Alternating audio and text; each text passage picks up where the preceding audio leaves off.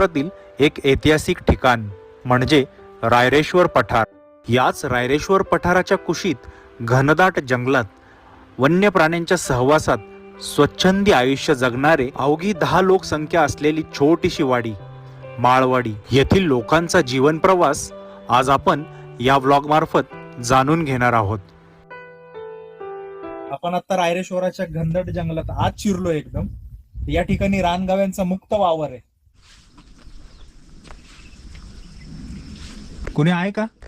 पूर्ण फलटून टाकले. इथं राहायचं म्हणजे सोपं नाहीये आम्हाला. तर 4 महिने तर असा पाऊस जर फुल असेल तर आम्हाला बाहेर पण निघता येत नाही. ऊन पण नसेल बघायला ऊन भेटत. अजिबात नाही. मला 4 महिने ऊनच बघता भेटत नाही. आल्यापासून हे पूर्ण असंच पॅक असतं. हा हा हा गव्यात गवेत भरपूर आहे. आणि बिबटे वगैरे असे रात्रीच्या वेळेस फिरतात इकडून. आमच्या घरातूनच एक आमचे कुत्रं असतं. ते कुत्रं नेले घराच्या. म्हणजे कुत्र जे बिबट्याने ओढून नेले ते या ठिकाणावरून नेले का? नेलेत का? हे नेच असतं कापून ठेवायचा. वाहू गावतो तेव्हा असं वाळलं की कापून ठेवायचं. कधी कापता तुम्ही?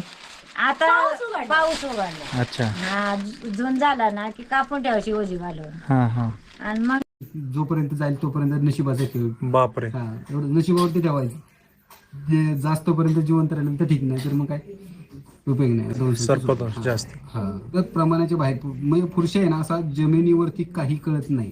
त्याचा कलर आणि मातीचा आणि त्याचा कलर सेम. हा. हा इकडचा जो जांभा दगड आहे ना, दगडावरती जर बसला तर दगडासारखाच दिसणार. बापरे. हा कळणारच नाही. साप आहे त्याच्यावरती असं कळणारच नाही. तुम्हाला सांगू शकतो मी. जरी म्हणजे असं तुम्ही कुणी आला, ही वनस्पती कुठली, ती वनस्पती कुठली, प्रत्येक वनस्पतीचं नाव सांगू शकतो मी. बरोबर. हा आणि खरा निसर्ग रायरेश्वरचा इकडे जास्त आहे आणि तेच लोकांना माहित नाहीये.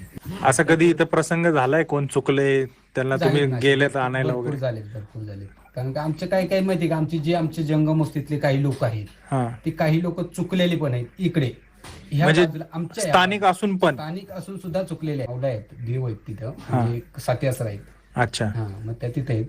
तिथं आमचं शेवटचं म्हणजे तिथून पुढं आमचं देवस्थान नाहीये. नाहीच. त्या बाजूला जे अरण्य आहे, म्हणजे पूर्वी जे आम्हाला लोक सांगायचे नाव रामाने वस्ती केली, जो समुद्र किनारा होता, जो महाडचं जे हे आलेले. कसं वाटतं? या घनदाट जंगलातील रानवाटा तुडवताना माणसांच्या पाऊल ठशांप्रमाणेच काही वन्य प्राण्यांचे पाऊल ठसे देखील आपल्याला पाहावयास मिळतात. आपण आता रायरेश्वराच्या घनदाट जंगलात आज शिरलो एकदम.